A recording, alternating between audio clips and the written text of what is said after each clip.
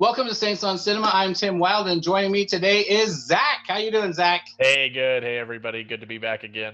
And I'm really grateful for you, Zach, because this is an episode that I really wish Josh was available to be involved with, because he is so much more passionate than I am, if that's possible, about the Cobra Kai series. And that's what we're talking today. Is Season 2 finally came out 24 plus hours ago. Yeah. It's kind of a dumb statement. Anyway, it came out night before last, and at midnight you stayed up and you started that night, Zach. Is that right? That's right. We watched 2 episodes that night, and then we finished it in the interim. Awesome. I did not start it because I'm still trying to catch up on Game of Thrones. Not that it's more important. It's just I knew I was going to stay up long enough to get enough of it. So I watched it all straight through pretty much yesterday. I was up till 3 a.m. this morning, and I had to be work at 6, 7. Anyway, doesn't matter. But Josh has also seen it. He's he's been through it once and a half. He's going through it with his son. And we needed to do an overall review because this was some very big hype on our channel where a lot of people wanted to know what we thought about it, because we dove way into the first season. If anyone's watching this and you didn't watch our discussions on the first season of Cobra Kai, definitely go back. There's a lot of fun things that we talked about, a lot of things that I hated, a lot of things I loved. That were complete inverts of everything that Josh, I almost said Zach, Josh liked and didn't like. Zach, you and I are a little more, we're a little more in tune with a lot of these gripes about these things. As we've had conversations in the past about movies, we're kind of all usually on this in sync. So maybe this won't be quite as controversial. I'm sure Josh will have a lot of notes. I'll try and represent Josh the best I can. I'll be very passionate about the things I like. Good. All right. So first of all, spoilers. We're going to spoil the crap out of this. This is an overall discussion about the 10 episodes. We're not going to go too far into each. It's just kind of a broad stroke, because we're going to go in and talk about each of the episodes in pairs like we did last season, because that was a lot of fun. There's a lot to talk about because these are very dense shows. That's a good thing. It's just hard to kind of comment on it in a quick review. But before we go into, I just want to talk basically about the basic plot, and then kind of go through the characters. I think they'll cover everything. Obviously, just like the first season, amazing music. I love the music. I think it's just on point with every single scene, no matter what it is. If it's a Cobra Kai dojo situation, the music is in that tone, just like it was in the first. Rock music and the guitar riffs. Yes, yeah. If it's Johnny, it's gonna have rock and roll or classical rock and roll 80s stuff. Anything at the Miyagi dojo is very peaceful, funky style. Yeah, you got the Asian flute sound all the time. Yeah.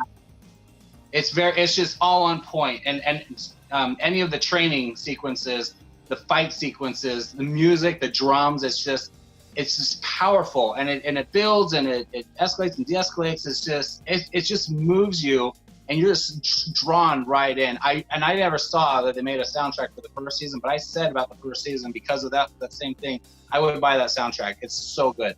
They also did a few things, like I noticed there's probably a couple songs they wanted but probably didn't get the rights for, so they made their own version of the song. Yeah.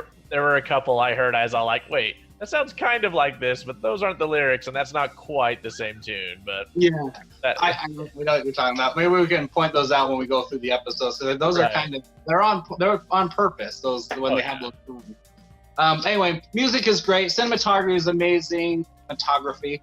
And one of the things I love about the first season that we talked about before, I'm not going to go into it right now, but just mentioning the Cobra Kai logo.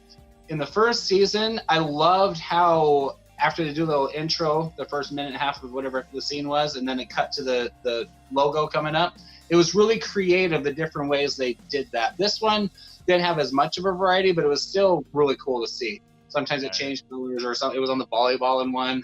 It was just really neat.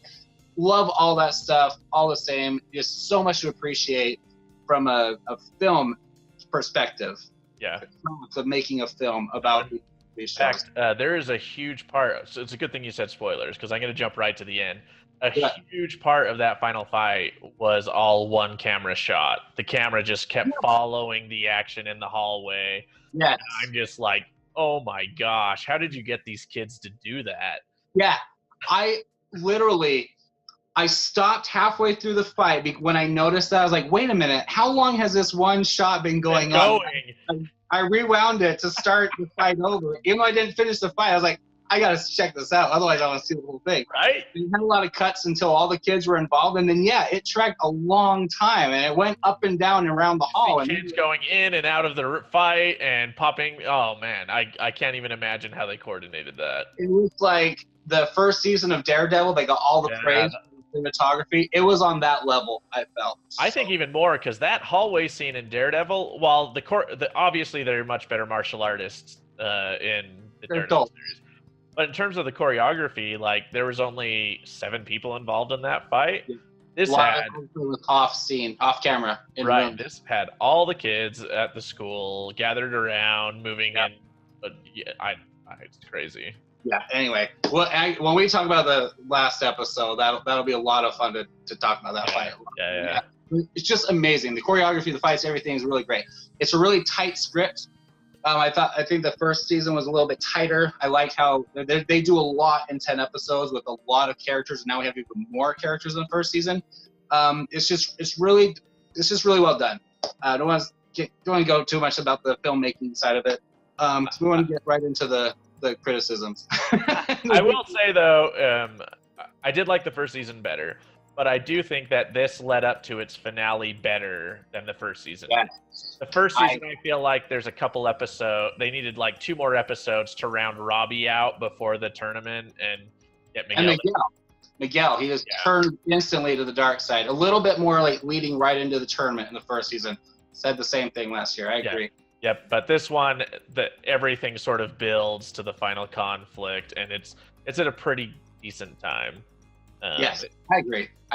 They didn't need more episodes. They got there. They set up the final episode really well. Yeah. And it wasn't.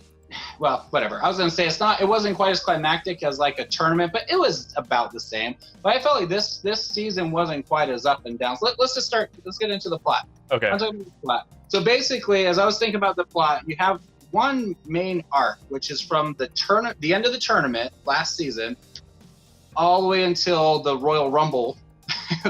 Which was the first day of school. It wasn't the last day before school or the last weekend.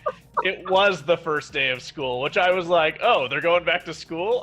Aren't we on episode 10? Why are they going to school for the first day? You imagine being like a new kid in school the first day, like you moved in from like Kansas or something. You're like, oh, I'm in the big town. You go to school. You go after your first class. That was the first announcement. Jeez, I can't even imagine. No, it was really interesting to have it be on the first day because you would assume the first day of school would be the start of the 3rd season or something like that, right? But the first day of school is when you have a big song about summer loving and singing about your high school romance over the summer at the beach and stuff. That's right. Not, a big martial arts battle or people are like breaking. Anyway, but that's the main arc is these characters. I didn't feel like there's quite as much ups and downs as there were in the first season. In the first season, there was a lot of the Daniel and Johnny back and forth, which turned into Sam and Miguel, and then later on Robbie back and forth, where it's like, if everyone just sit down and talk just for a minute, if you just heard the other person out, you would understand and you would have no plot. And that's not, that's not drama. That's not a story. But this one had a lot less of that not dumb, but just a lot less of that, misunderstanding in situations. You have some of the misunderstandings, but when they get to where they're going to explain them, something happens that creates more conflict, and I'm okay with that. And they hit a lot of the same beats as the first one did. We'll talk about who's going to the episodes, but I liked it. I really liked the arc. I did talk to Josh. Josh sounds like similar to you, where he liked the first one a lot better. He felt that the first season was almost perfect. If you have any questions about how he felt almost, then go back and watch those other episodes. But he feels almost perfect, where this one had a little more, it was a little more vague, a lot more characters thrown in that weren't fleshed out, and it kind of had a pacing issue, what kind of sounded like he was describing. I agree with that, and my thought is if the series was only 2 seasons and it ended here, obviously they had cliffhangers and stuff, but if it ended here, this season would have been a big drop compared to the first season. But I feel like this season was the body of a bigger story. I don't think it's going to go 4 seasons, not because it's bad. I just don't think it's going to happen. It could. It'd be great. It could, yeah. But this was a 3-part story. The first season, you have your build-up, you're introducing characters and ideas and getting everyone excited about the world and the franchise. The third is where you're going to have all the climax and the excitement happen. The middle's the body, and that's kind of the slower pace storytelling element of it. That makes sense. That's how I thought about it. You know, you have a 3-act play. The middle play is kind of the slower part where things are happening, but it's just driving the story. You have the opening numbers in the beginning, then you have the final fights and stuff at the end. The middle's just kind of getting you there. That's why I think this one kind of felt a little sluggish. I'll tell you, I agree with your point overall, and I'm okay with it. Like how it ends, that they're at a darker point than the first one, and it's a lot like Empire Strikes Back. If you want to do a Star Wars, that's what I said to Josh. Yeah, because his main thing was Miguel. We both agree. I don't know if you agree with this, Zach. We think Miguel is kind of the main character in the story. Not in this season. And that bugs me a lot. That's what Josh said. So you are Josh representative. Yeah, that's what he said, but I was like, no, this really did change a lot for Miguel. Now, okay, I agree with that. There was an arc, but I sat through the whole season going, is he actually going to have a freaking arc? Because I am sick to death of his scenes. He is moving around. He's pining after Sam. All he does is be depressed all the time. He gets a new girlfriend, and he doesn't even seem excited about his new girlfriend, who's a lot of fun. Like, he's like this emotionally the whole time. Whereas in the first season, he's the go-getter. So in this season, things are happening to him, and he's responding. In the first season, he's the one going and doing things. He goes and asks Sam out. He goes and defends Sam and picks the fight with the guys. He goes after Sensei Lawrence to get him to teach him karate. Like, he's an active participant in it. And that was all part of his growth, because he started off as one of the nerdy kids on the nerdy table and he was just admiring Sam from across the cafeteria. It was progress several episodes into it before he made that step. And that's what I loved when he came in. He was like, "I'm the man. Are you the man? I'm the man." That was so awesome. Episode. That was a good episode. So let's talk about let's just talk about Miguel since we're already there. But then he goes like this. He's just like, "Yeah, I'm really sad," and he has a bunch of scenes where he's just like, "I'm sad," and even the friends in the Cobra Kai kids are right. Like, this is what I'm thinking as an audience. They're all like, "Dude, get out of it. Do something. You're a freaking karate champion." I'm like, you're the champion. Don't do something. Jeez. As we learned in Rosita, that's like that's their football, like Texas football. Yeah. Okay. Well, Miguel. So in the first one, Miguel starts as a humble kid, and he's like taking on the lessons, and he's he and Johnny kind of go on that journey together in the first season, and then it goes into where he gets the confidence, asks out, or they go on their non-date, which was my favorite. And I mentioned this last year. The first kiss with Sam and Miguel, I think, is in my top 3 all-time famous kisses in any media. I'm serious. I love it. No, it was great. They were so cute. Just their little thing when she tackles him, and he's like trying to show her his karate, and their how it wasn't a date. She's like, it wasn't a real kiss. Like, the whole thing was just adorable, and I melted when they finally kissed. And then everything went down by the end of it, and then Miguel switched, and we talked about how it would all start on the beach. He saw her with Robbie. Sam was being kind of a brat.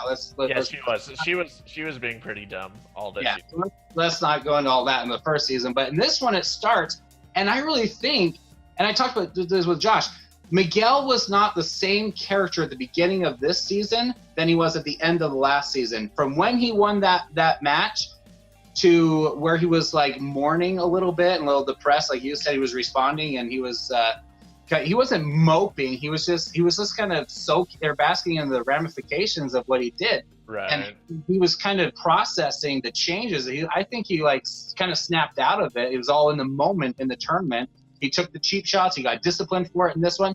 And now he's like, gosh, that's not me. I think he was really processing. So he does get that. I feel like we should have seen those moments more with him than with Hawk. Because we see that same thing with Hawk, except Hawk is not doing the, oh, I need to be better. He's doing the, this is bull crap. I need to do He didn't less respond. mercy. Yeah. But he maybe had a reaction, but didn't respond. Yeah. Yeah, but Hawk has the conflict with his best friend. Miguel has the conflict with himself, but we don't see that, and I have a big problem with that. That's why he doesn't seem like the main character. Right. Well, that's what I'm saying is I mean, it would have been nice to see that, and there's a lot of other stuff they could have pulled out to give more time for that. If we had seen a little more with Miguel, even a conversation, there was no conversation between Miguel and Johnny after the match. You knew Johnny was disappointed because of how he was sitting there looking at the trophy before Kreese came in at the end in the finale. But that never came out into dialogue. It never came into, and that's not necessarily how Johnny is. He doesn't talk about his feelings that much. But Miguel comes to Johnny to talk about feelings. And it happens a lot. And Johnny kind of brushes him off in this season for different reasons. But there was growth because then he was pining, he was thinking. Yes, there is an arc. Yeah. There is a character arc. Yeah. He just doesn't seem like the main character. He's not driving anything in this. Everyone else is. Yeah. What I'm saying, I think in the next season, especially with what happens to him, there's going to be something drastic that changes. And just our overall thing, however we feel about the brawl, the ending of the brawl where he fell, I couldn't breathe. I'm serious. My wife was screaming. She was like, "What?" It's just like really loud. Josh said he thought he was going to die. Now, at first, I didn't see that coming. I really didn't. When Sam, because it first showed Sam fighting Tori when she had the spike claw, the bracelet thing. She cuts her, and then Sam gets around and kicks her, and she falls over a stair, but she doesn't fall that far. I thought that was going to be a drastic fall. And as I thought about it, if that happened with Sam's the one that initiated it, that would have been way more dramatic than freaking Robbie doing it. Right. So I thought they dodged that blow. We just need to finish the fight. And then Robbie and Miguel have their moment, and then he has him down, and then Miguel when he shows the mercy. That's when he shows that he did go through his character moment, and that's the end of his arc in this segment of the story. And so it is there. Right. Because I think, and we talked about, Josh and I were talking about this, in the next season when Miguel wakes up, he's not going to die. He's going to Bruce Lee it, dude. This happened to Bruce Lee in real life. Pulled a muscle, couldn't walk, and was injured. And then Bruce Lee worked his butt off and got up and was, Bruce Lee for more years. Batman, Rise of the Dark Knight. Dark Knight Rises. Well, yeah. Let's not talk about that movie. Yeah. That'll send me on a tangent. I think Miguel, he had that moment, and that was his little redemptive moment. But in the next season, how he responds to what happened, he just sat there and talked about mercy. How he showed mercy, and then look what happened. This is what I love about this series, right? Because this was a conflict in season 1 too, where you see the Cobra Kais, how their lives become better, they gain more confidence, they're more happy, but it's not perfect, right? Right. Some problems with it, but the whole strike first, strike hard, no mercy is not all bad, right? Which is a theme in this season as well. It's not all bad, and Johnny's sort of trying to find that. And then in this season, he shows mercy, and then ends up getting seriously injured. Right. So he can come out of that being like, you know what? At least I'm who I am. And my thought about it was okay, you have Miguel, who was physically out of balance, spiritually out of balance in the first one, but he was on top of it physically. Now he redeemed himself and atoned a little bit, but now he's physically messed up, but he's spiritually out of balance. Robbie now is snapped, and who knows how he's going to react, because he must have disappeared. You don't see him after that moment, so you have no idea where he is going into the next run. He could be penitent, he could be running to Johnny, he could be trying to go back to Daniel, but he's now out of balance. Daniel's pissed off at him. Sam's what? How could that? She's just in shock about it or mad at him, and he's lost favor. He's going to be in juvie or whatever, and he already has a background, So he's now completely out of balance and broken ties with Larusso, but he's still physically he's fine. This is what could be crazy. I mean, they could be setting it up so that Robbie goes to Cobra Kai for training and Miguel goes to Miyagi-Do after this. which would be. You know what I want? I want Johnny just to take Miguel. Well, not Miguel. Yeah, Johnny to stick with Miguel. Yeah. I don't. Oh. Well, he's not allowed to see him ever again. What? Just sad. Carmen is Miguel's mom said that to Johnny. I don't want to ever. Yeah. It's sad. But I'm saying I'm more intrigued with what's going to happen next now than I was the first season. I agree. The first season was a better show, better season, a better series.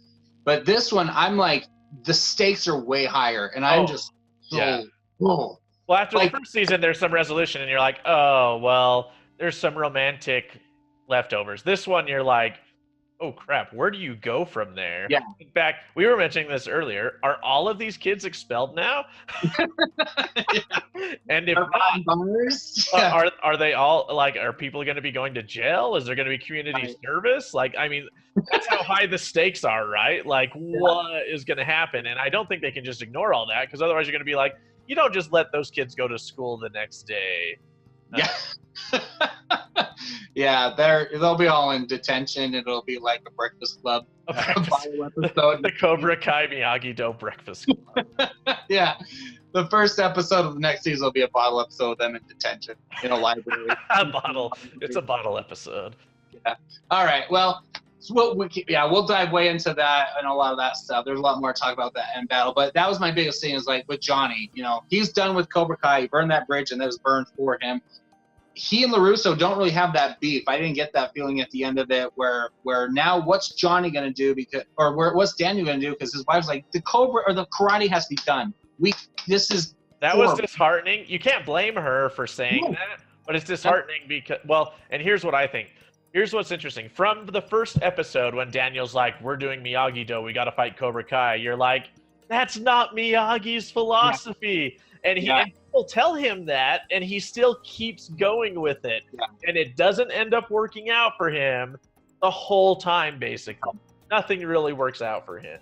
That's one of Josh's biggest points about this season was like, Miyagi would have not condoned anything that happened in this season. Right. He would have been disapproving every step of it. Yep. And then Daniel kind of realizes that, I think, like he's all like, Miyagi, I'm sorry, I blew it. And his wife has to be like, be done with karate. And it's like, but you don't have to be done with the karate. Just stop trying to beat the other school. You can teach karate. Yeah. Just sit there and do the balance thing in the backyard. Right. If they come, they come. If not, don't have your agenda be to take down Cobra Kai. Miyagi was even in the third movie when they was like they were breaking in and destroying their store, taking their fishing, didn't he? Wasn't there? Oh, that was the second. No, it was the third movie. Yeah, he just goes fishing. They sell the bonsai trees, and he's like, I can go fishing so I can eat. Yeah, Miyagi's like, oh well. He would never be like, oh, we need to fight back. They're evil. That was never the mentality. Anyway, I like the story. I think Daniel grew. I think by the end of it, especially in that moment, I love the elevator scene when they're both in the hospital and they both step in there. I love that they didn't have like a stare down. There wasn't a mudslung or anything like that. They're both thinking and processing, and both of them, I think, are thinking and internalizing. Well, they're the adults responsible for this, right? Yeah, this is all an extension of their stupid rivalry from a fight 30 years ago. And I think that was really well played. Johnny's just like, this is awkward, but he's so frustrated. And normally Johnny would have taken that out on Daniel. And Daniel, we know he's hot-headed. He just would blame everything that ever goes wrong and how horrible Cobra Kai is. Yep. Nothing escaped his lips, and he wasn't sitting there biting his tongue. I think it was done really well. A lot was said in that little scene. It was like 10 seconds, too. They get in, the elevator goes down. Yeah, and they look, and they're like, I don't want to deal with this right now. They both sigh, get in there awkwardly. Oh, yeah. Like, not like every other scene when they're in the same room together. But I love that. And I don't know what Daniel's thinking now. When Johnny's sitting on the beach, he throws the phone, he throws the beer bottle in the car, he's done with Cobra Kai. And he just has this little montage in his head of everything he said about taking care of Miguel and having ownership and protecting him and not leading him astray, not letting it hurt. And now this has happened. And then he's like determined and stomps and walks off camera. What's he going to do? Well, and the show is called Cobra Kai too. And so I guess if you still have Kreese in the third season, I guess Cobra Kai is still going to exist, right? But it'll exist.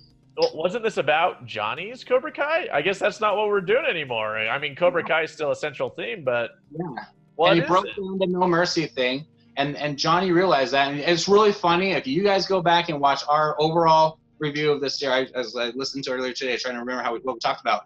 And Josh, remember this. We said there was nothing wrong with the strike first, nothing wrong with the strike hard. It's the No Mercy part. No Mercy, yep. And they talked about that this season. Maybe the writers watched our YouTube channel. I don't know. But they were hinting at it at the end of the first season, right? When he says "No Mercy" and the dark music comes on, and he's looking at it. So who knows? But. And there was a lot of parallels that we were figuring out, that we were noticing in the dogma between the two. That Miyagi didn't teach anything. He didn't teach anything really different, than the strike first, strike hard. We talked about that, but it's the No Mercy part. And then Miguel learned that. Johnny learned that, but Kreese is still determined, and that's going to be what separates what he taught versus what Johnny taught. So is Johnny going to have another front? Is it now going to be Johnny separate from Daniel against Cobra Kai? Not like in a big war, but just like in values and morals and trying to impact and help these kids. I can't wait to see. Anyway, I liked the story. I liked where it went. I was really excited. I want to kind of go through. We already talked about a bunch of the characters, but just in general, first of all, Daniel and Robbie.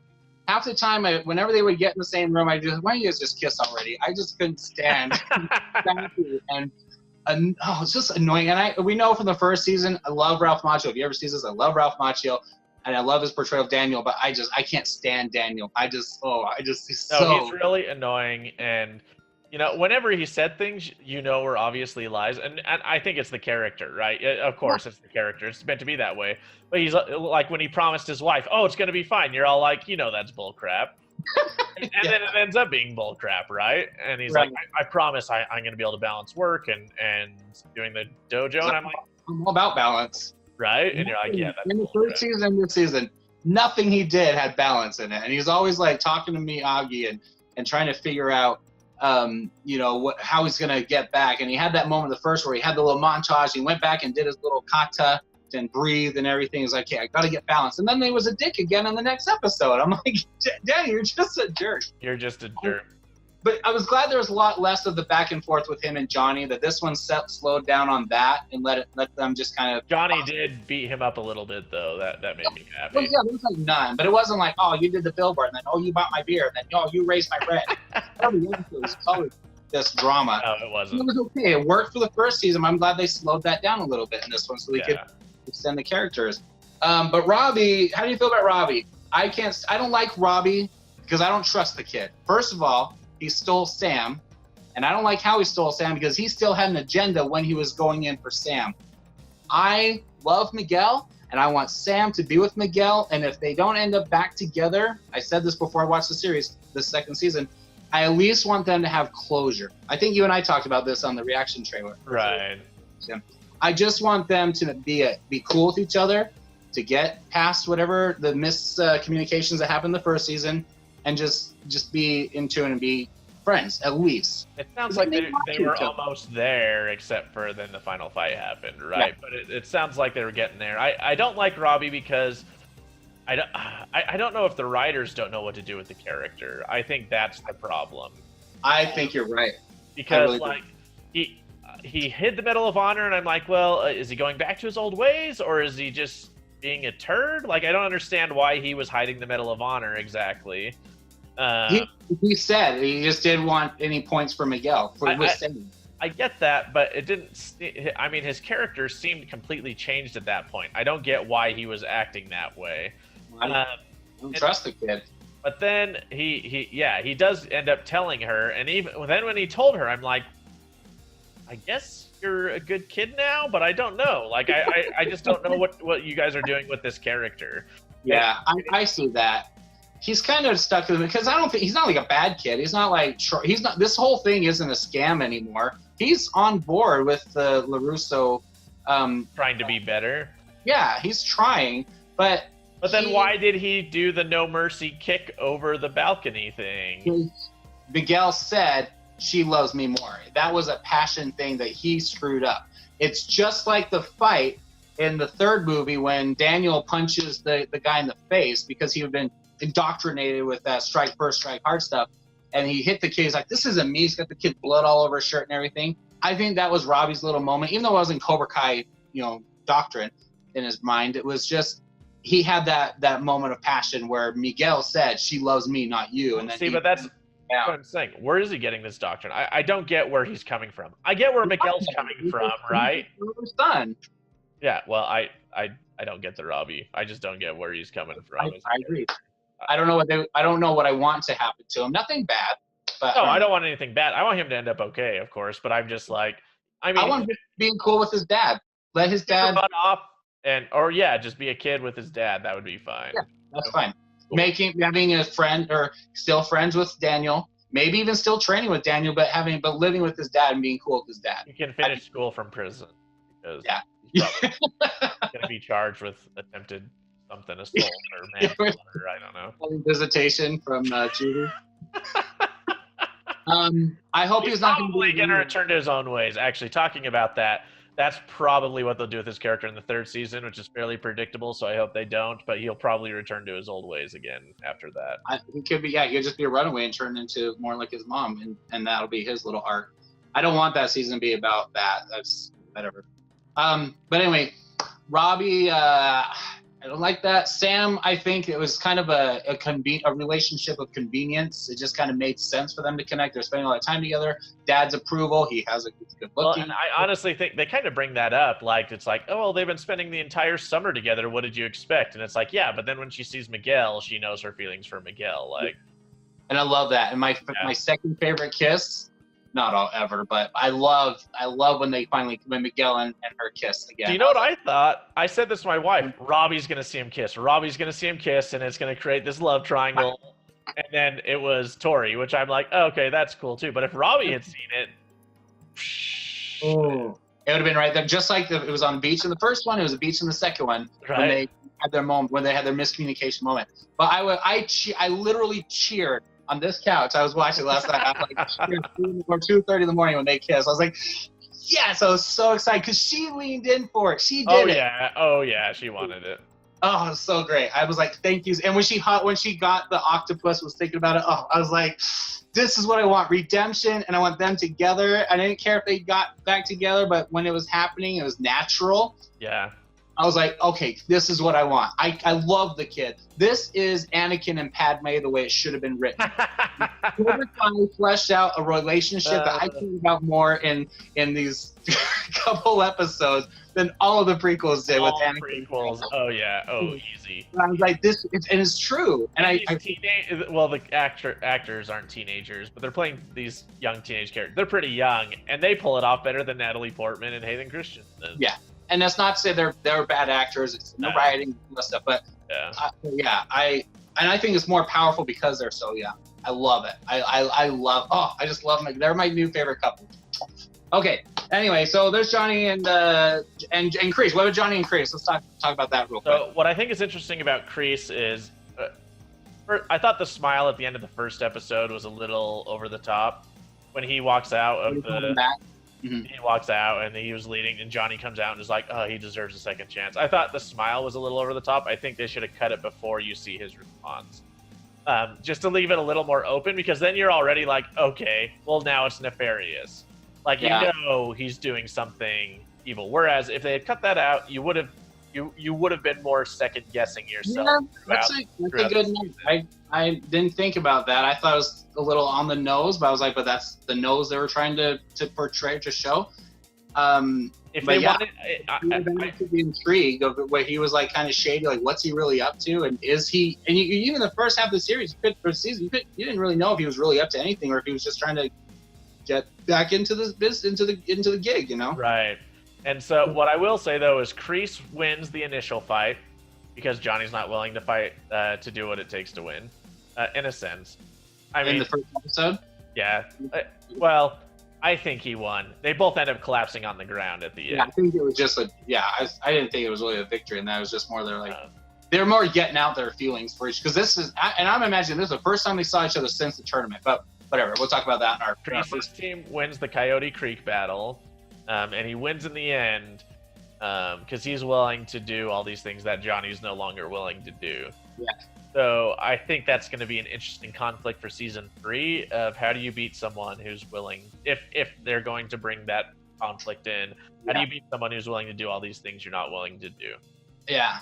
At the end of the first season, my whole thing about the reveal of Kreese was that he was horrified when he saw him, because just like Daniel had that PTSD the first time he pulled up next to the Cobra Kai billboard in the first season, and all that weight and that he hit him when he saw the Cobra, just brought back all the flashes of everything that happened. You could see it, and that was a great performance by Macho, just sitting in his car.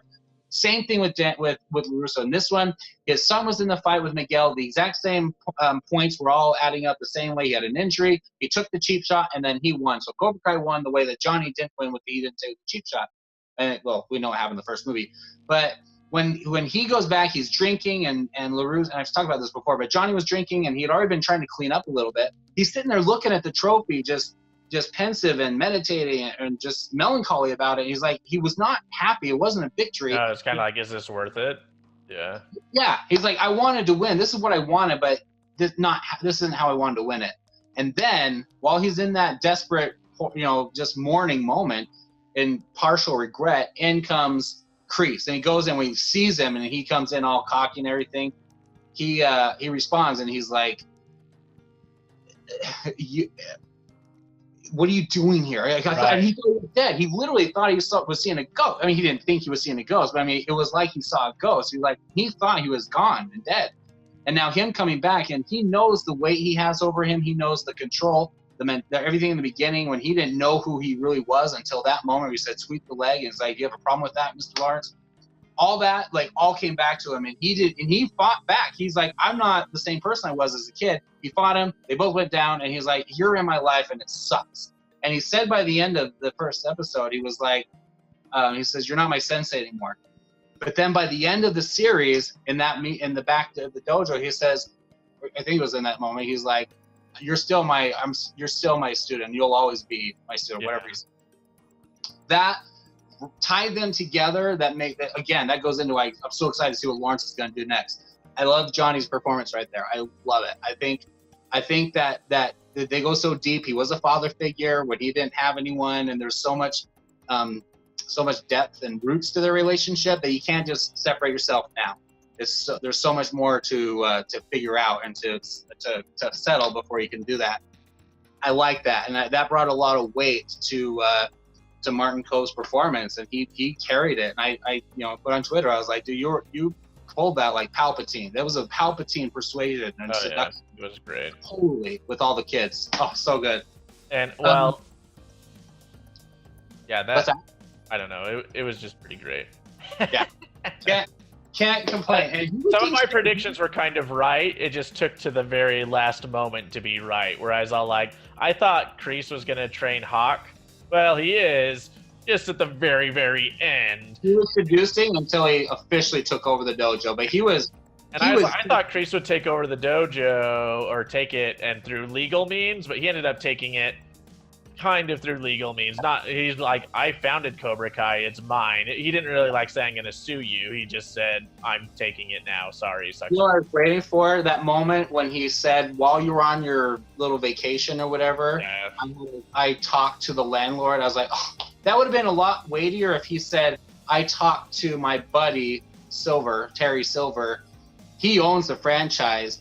And then Terry comes in. Even if they didn't have Terry come in, whatever. He doesn't need to come in right there. But he could have used that as leverage, right? Yeah. He owned it.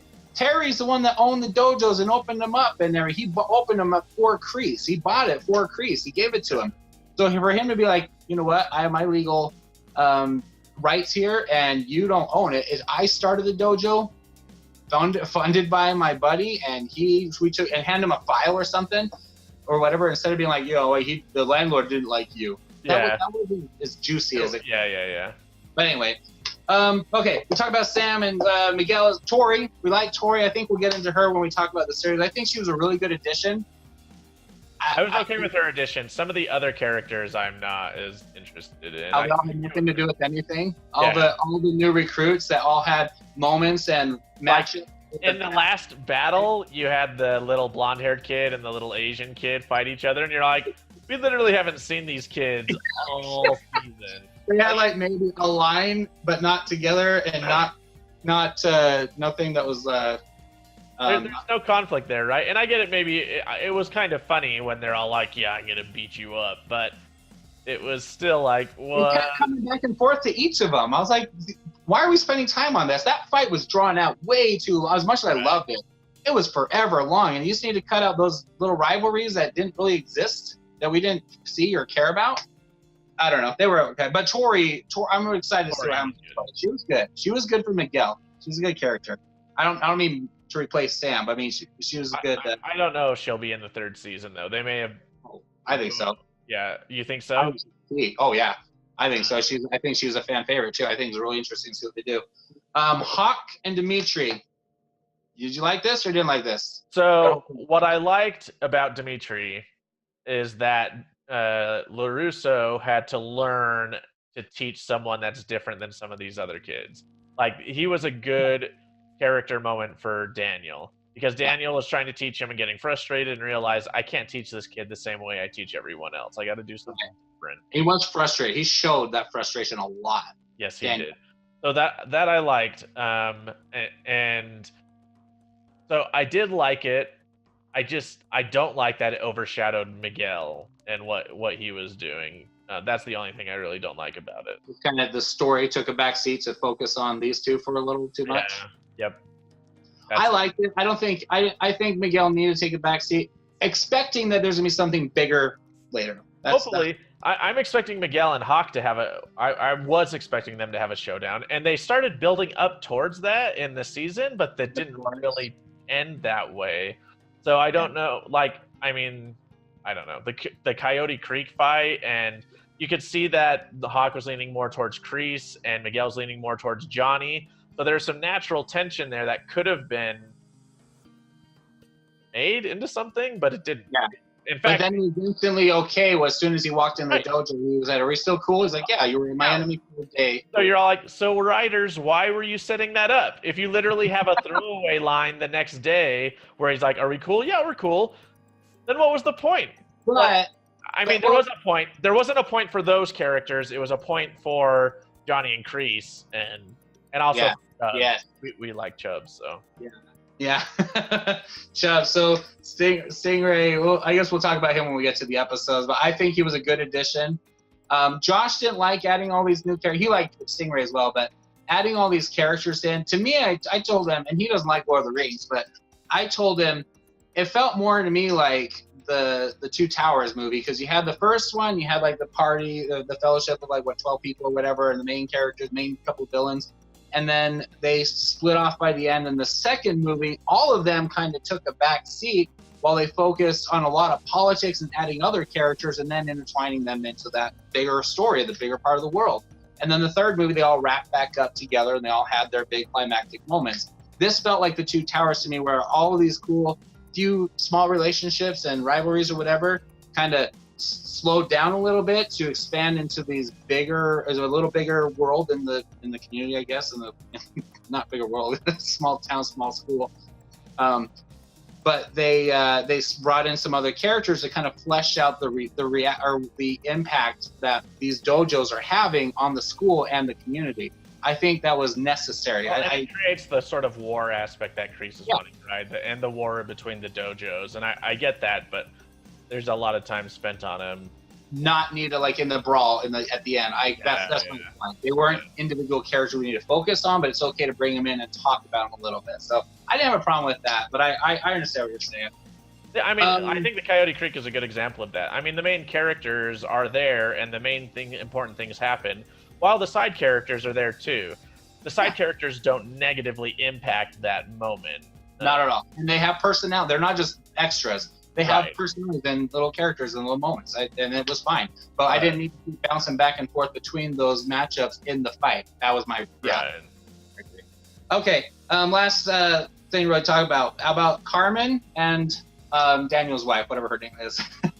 That was a really funny scene. And I think Yeah, me and my wife had very different perspectives on it because she's looking at the girls like, "Ha, they're so funny. They're perfectly trying to bring the husbands together and everything," and I'm all like, "These wives are real turds for for forcing these husbands who hate each other to talk." They're like, guys, grow up. I mean, both of them. There's no reason we can't sit and we're gonna be next to each other at dinner. It's not. Are we really gonna get up and leave over this? Just whatever. We're already talking. Might as well put the tables together. Let's just be adults and talk about whatever. And it worked out pretty well overall. Like, I liked it. I liked his date with her. I liked Johnny's interactions and which started in the first season, his kind of connecting and having someone there for him, someone fulfilling something for him. Anticipating romance, but just that he has a little bit of a friendship there that satisfies the need he has, where he's not quite as lonely with her right there, Miguel's mom, someone he cares about her. So what I really like about that too is, there's the scene in the bar, and I was thinking about where he's dating a bunch of girls. Johnny's dating all the girls from the dating app. I'm going to bring in the character from the first episode in the first season. I love it. But then there's the girl who comes up and is talking to Johnny. She bumps into him, like he mentions earlier, and buys him a beer, starts chatting with him.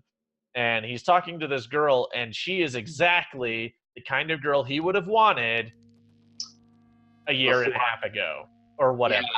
Yeah. Exactly the kind of girl he would have wanted a year and a half ago. And then he gets up and leaves. He gets up and leaves and decides to beat up the guy that he saw was hurt. It's more important to go defend Carmen's honor and make sure she's okay than it was to be with this girl who's probably, and I say perfect for him in quotes, the perfect girl that he would think he would want to be with. They probably would not have a happy long-term relationship. Yeah. But that's not what he's looking for. He doesn't want a wife. He wants to date and hang out and party with babes, as he would say. Yes, but Carmen is a long-term commitment type of woman. And so he makes that choice. And it means something. He didn't care about these other girls, but when he goes home and he goes to knock on the door and she comes in with another guy and kisses him, that just screwed him. That was I hated that part. Sure. Oh, I liked it. But anyway. Well, no, I not from us. I hated it, and I hate that guy, and I felt bad for Johnny. You felt bad for okay. I didn't hate it from like a story or movie making. Yeah, the narrative was good. Yeah. Well, I like it. I like Daniel's relationship. I like Daniel's relationship with his wife, and she's just like, dude, you're losing your freaking business over your obsession with these dojos because in the name of protecting and saving these kids, and now we've seen how that's gone too far, what the results are. So I hope that fleshes out where she's like, you got to be done with this karate. It's over. You can do, seriously, just do karate in your backyard, treat it like a yoga thing like Johnny was teasing about, whatever. Take care of whoever wants to come in, train them, but the rival needs to be done. I think she was very strong in this season, just like the last season. I liked her moments. And I hope she's going to be a little pivotal in bringing them together and hoping this whole thing wraps up.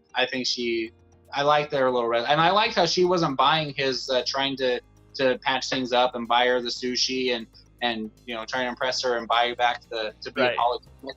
She wasn't going for all that because she wanted to see something genuine or sincere or something real to change. Because she's like, this just lasts a couple of days, Right. I like it, but we'll get into all that later. I like the characters. I'm sorry. I like where they're going. I didn't feel like they had a really good, well-rounded story arc like they did in the first season. That's what I think you and Josh are saying. But I like the direction. I'm intrigued by what happens next more than I was the first season, even though that was a great cliffhanger. But I'm hooked. I'm hooked. And I'm really hoping they go further with it. And I would love to see more than 3 seasons, but I can see maybe it's only another season or 2. Well, if they're making enough money, someone might argue to keep it going. But yeah, I think you're right. In terms of story, another season. Yeah, I don't want to go too long. I told Josh, I was like, watching Johnny, the stuff with him learning about the internet and stuff, I thought it was kind of going a little too far with him trying to turn on the computer and stuff. But watching him dating and hanging out at the bar and the stuff with him and Johnny, or him and Daniel, I would love after this karate stuff wraps up, or they fix all that story with the dojos and everything. I would love a spin-off series of just watching Daniel and Johnny just living in the same community and just those interactions and those moments are so fun and have nothing to do with the story. When you watch him on playing with YouTube for the very first time and like, oh, he's just clicking on things and looking stuff up. I would watch an hour of watching Johnny on the internet. That was actually really funny. Like, the first thing he searches for is super hot babes or whatever, and then he starts listening to music and watching old action movies. I was like, this is me on the internet. I watch old action movies all the time. Scenes from action movies. Yeah, so I can relate to that. Yeah, or the first time someone really discovers YouTube is how they like anything they like, like searching. Yeah, I would love that. I would love watching just Johnny and Rosita, or just and Daniel would be like, whatever. I would just love watching that without all the karate drama. I mean, it'd be fine, but I don't think that should go on too far. But I could go 20 seasons of just watching Daniel and Johnny. And speaking of that, speaking of karate, I will say that the choreography in this season was.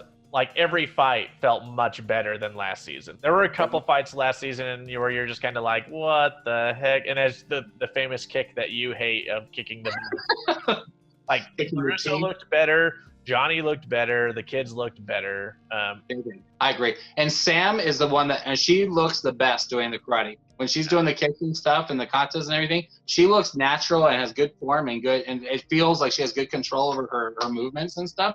I love watching. I mean, Sam's just beautiful. The character's great anyway, but I think she's the most believable in executing the moves. But yeah, Johnny always looked good.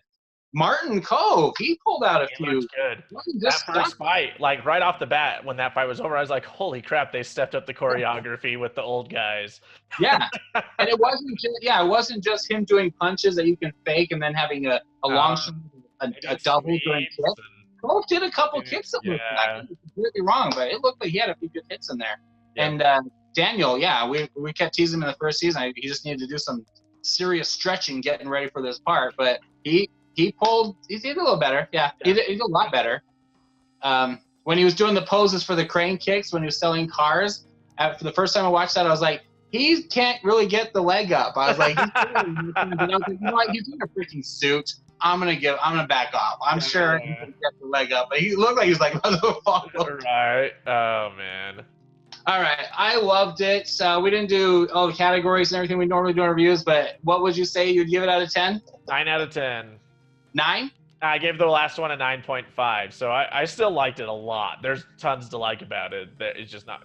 The story's not quite there for me. It really overwhelms it. What if the third act, like I'm saying, is like fantastic and it really brings this all together? Then I'll bring the score up. If the second one it sets up a lot of stuff for the third season that pays off well, then yeah, totally. I'm okay adjusting my score. Okay. Whatever, 9.5. I haven't really thought about, but I would say I think it's just as good. It's just different than the first season. I think the first one was really tight. They didn't know for sure if they were going to get another season. This was a brand new thing, YouTube Red, which doesn't exist anymore, but they were trying to kick off their own streaming. And this is a continuation because of how good it was. We'll see where they go from here. I agree with you. It'll really flesh out how this is, but I have confidence in it, not just because the show's so awesome. I think a lot of this was build up. That's why I'm going to give it a little more credit than it didn't wrap itself up. I do think, to its credit, the first season felt like they had an end to the first season and then just sort of threw some stuff in as a potential teaser for a second season. Like they didn't have solid second season plans. It was like they have solid third season plans. Yeah, it was like your Star Wars: A New Hope.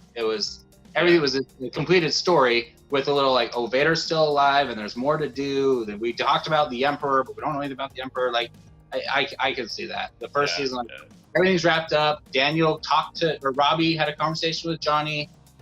Johnny felt bad. Martin Cove came back, and then who knows what's going to happen. Sam was on her own. She didn't pick either guy. She had her little teaser scene where she does the karate, but that could have been anything, right?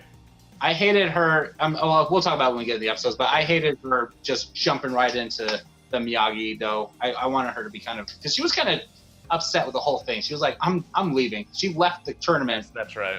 Either boy. And then she's like, do you have room for one more student? I was like, oh, come on. I thought you were a little more cool than that. But anyway. Hey, all right. Loved it. I don't blame her. If you guys watched all this and haven't seen it, go back and watch it. But if you already saw it, we are going to dive into all the episodes in pairs, just like we did last season. Had a lot of good discussions and Easter eggs. Josh is going to notice a lot more than, not more, but he has a good perspective on all this stuff because he's a huge fan. But Zach and I look forward to talking about it and diving in, and we're really excited. But anyway, thanks for watching. You have anything else you want to say, Zach? Nope.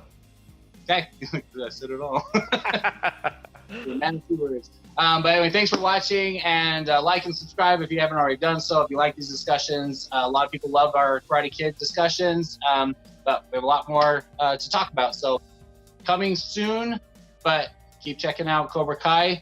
Share, tell everyone to watch it like I have, because we want more. We need them to have all the attention they can get. So anyway, thanks for watching, and we'll catch you next time on Cinema. We'll see ya.